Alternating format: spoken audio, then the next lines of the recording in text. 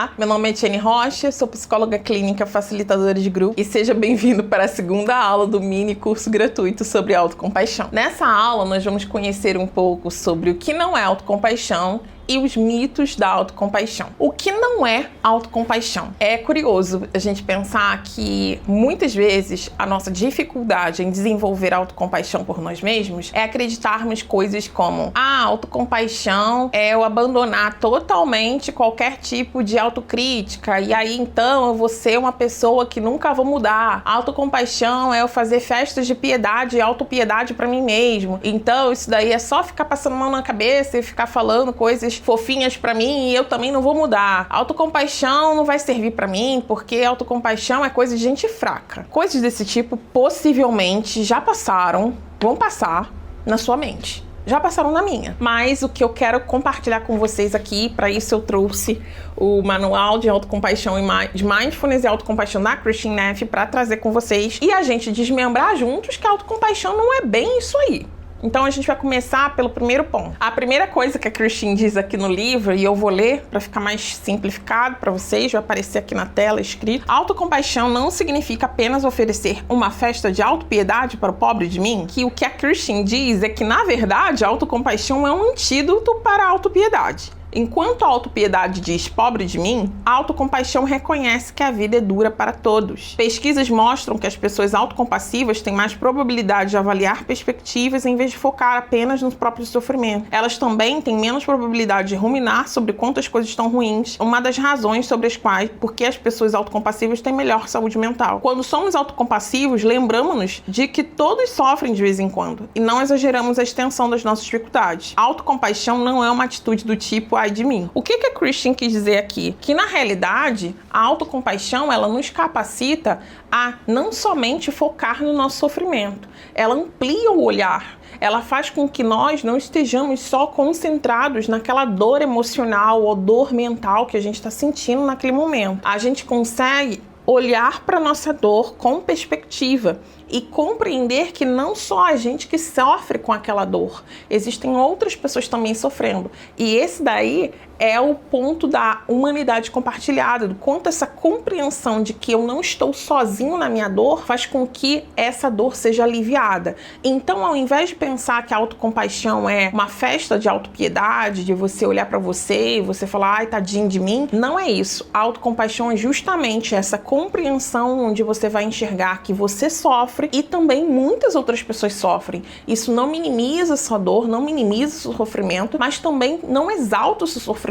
Você não vê o seu sofrimento como se ele fosse tudo na sua vida, mas ela te dá realmente a dimensão correta de como você enxergar o seu sofrimento, sem exagerá-lo e sem diminuí-lo. É isso que é autocompaixão. Segundo ponto, a autocompaixão é para os fracos, tem de ser forte e resistente para encarar a vida. Essa coisa de... tem um mito, né? Quem é forte não chora, quem é forte não tem momento ruim, quem é forte vai lá, segue a vida, é duro, vai, pá. Gente, eu honestamente não conheço pessoas assim. Eu não sei se você conhece, mas eu não conheço ninguém que não seja vulnerável, que não tenha nenhuma vulnerabilidade. Pode até não perceber a própria vulnerabilidade, mas tem. Todos nós, seres humanos, somos frágeis em algum nível. Obviamente, bebês são muito mais frágeis do que seres humanos adultos, porque passaram por um processo de desenvolvimento. Mas quando a gente olha para esse processo de desenvolvimento emocional e mental, a gente não desenvolve emocionalmente da mesma maneira que é o desenvolvimento biológico. Sabe? Esse desenvolvimento que com o passar dos anos, o nosso corpo cresce, a gente começa a desenvolver melhor o nosso comportamento, até mesmo cognitivo, mental, tudo isso vai passar o quê? Com o tempo, os estímulos do ambiente, tudo isso influencia no nosso desenvolvimento emocional, mental e nosso desenvolvimento físico também enquanto seres humanos. O ponto é que quando a gente chega a um momento, né, vamos pensar aqui, um ser humano adulto com um cérebro totalmente formado, que as pesquisas dizem até 25 anos de idade. Um ser humano com 25 anos de idade, não sei se esse é o seu caso, ele já tem o seu cérebro totalmente formado, mas se ele não aprendeu a reconhecer os momentos em que ele sente algo, nomear suas próprias emoções, perceber seus pensamentos, conseguir aprender a lidar com a sua autocrítica interna através da autocompaixão, se ele não desenvolveu essa forma de cuidado consigo mesmo, possivelmente ele é um ser humano que tem dificuldade de saúde mental, ainda que possivelmente ele não saiba. Então, a questão central aqui, quando a gente fala sobre autocompaixão, é que a autocompaixão faz com que as pessoas, e pesquisas falam isso, pessoas que são mais autocompassivas, elas têm menos dificuldade de saúde mental. Desenvolver autocompaixão vai ser benéfico para a sua saúde, para que você se sinta menos ansioso, menos depressivo, que você consiga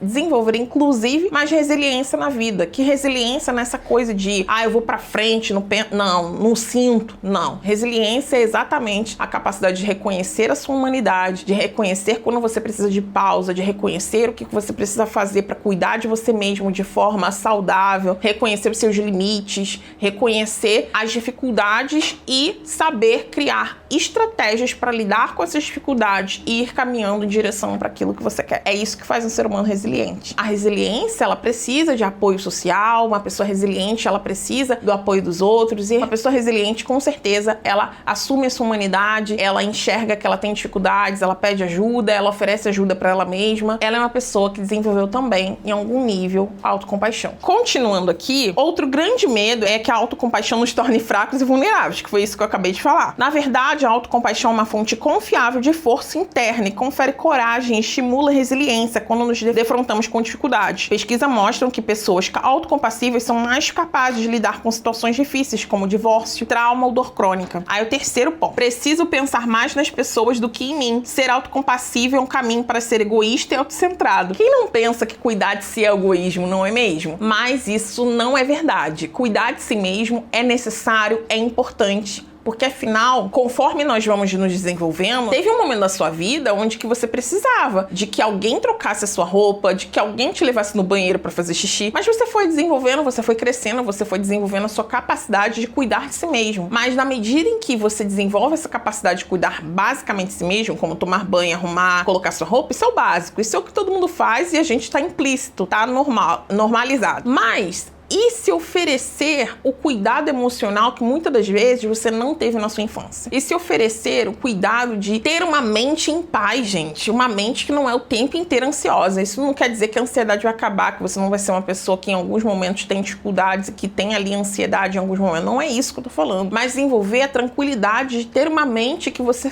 consiga dormir bem, estar bem no dia a dia, saber lidar com os seus pensamentos negativos, saber lidar com as dificuldades que acontecem no dia a dia. A verdadeira resiliência, como eu disse pra vocês anteriormente, ela tá muito conectada com essa capacidade de ser compassivo consigo mesmo, e ser compassivo consigo mesmo não é egoísmo. Por quê? Porque é você cuidar de você como alguém que sofre tanto quanto você cuida do outro. Porque pra você é errado cuidar de si? Porque é egoísmo pra você cuidar de si mesmo e não é quando o outro cuida dele mesmo. Entende? Então muitas das vezes a gente precisa começar a questionar essas crenças que a gente tem dentro da nossa mente. E aqui eu vou continuar lendo. Pesquisas mostram que pessoas mais compassivas, mais autocompassivas, tendem a ser mais amorosas, apoiadoras nos relacionamentos românticos, têm mais disponibilidade para chegar a consenso nos conflitos de relacionamento, são menos intransigentes, mais compassivas e misericordiosas com relação aos outros. Então você começa a compreender a autocompaixão. Até o momento não tem tantos contraindicativos, mas eu vou falar que tem, tá? Não é bem contraindicativo, mas é um cuidado que a gente precisa tomar quando a gente começa a desenvolver essa habilidade maravilhosa. Quarto ponto aqui, a autocompaixão vai me deixar preguiçoso. Provavelmente eu vou voltar ao trabalho sempre que quiser ficar na cama comendo biscoito e chocolate e o dia inteiro. Embora muitas pessoas temam que ser autocompassivo significa ser autoindulgente, na verdade é exatamente o contrário. A compaixão nos direciona para a saúde e o bem-estar a longo prazo e não para prazer imediato. Assim como a mãe compassiva não deixa que seu filho coma todo o sorvete que ele quiser, mas diz, coma seus vegetais. Pesquisas mostram que pessoas autocompassivas se engajam mais em comportamentos mais saudáveis, como fazer exercícios, comer bem, beber menos, ir ao médico mais regularmente. A autocompaixão não vai ser algo que vai te deixar autoindulgente. A autocompaixão, como eu falei anteriormente no vídeo anterior, ela tem essa característica também da autocompaixão feroz,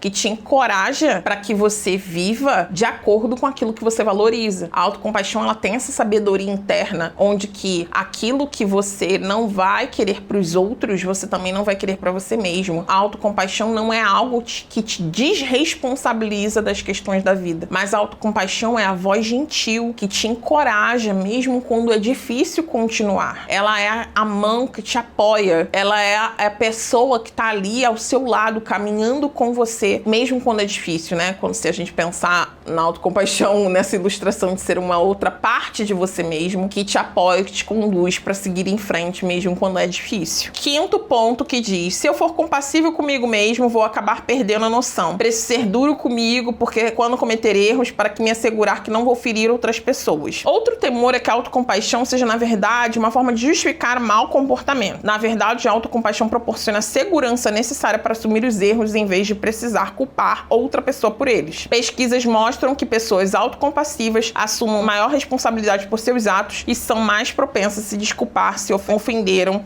a alguém. O que o livro tá dizendo aqui? É comum a gente achar que é porque a gente aprendeu de forma completamente equivocada. A gente aprendeu de forma equivocada de o quê? Nós precisamos ser duros com nós mesmos quando nós erramos. Nós precisamos nos punir, nos castigar, falar mal, falar que a gente não presta, é uma vergonha para a sociedade, que a gente assim não vai mudar nunca, vai morrer assim. A gente vai precisar entender que o que ficar agindo dessa forma tem contribuído pra gente. Pensa um pouco aí. Como é que se tratar com autocrítica tem sido bom pra você atualmente? Você se sente bem quando você se critica? Você se sente, tipo assim, de emoções positivas? Ou você se sente mal, desgastado, desanimado, muitas vezes até envergonhado? Por que eu pontuo isso? Por que é importante reconhecer isso em si mesmo? É porque, por mais que a autocrítica ela seja esse processo psicológico que tá dentro do sistema de ameaça, ela não consegue nos ajudar de forma a ativar o sistema de calma, a ativar o sistema de segurança, para que nós possamos tomar boas decisões na nossa vida e nos encorajar a fazer coisas diferentes na nossa vida, para que nós possamos desenvolver o nosso potencial, fazer as coisas prosperarem na nossa vida, tomar decisões diferentes. É importante que a gente consiga ativar o nosso sistema de cuidado com nós mesmos. E isso está dentro da autocompaixão. A autocompaixão é uma forma de a gente se acolher, como eu falei anteriormente, mas também se motivar e encorajar para que a gente faça aquilo que é importante para nós. A compreensão de que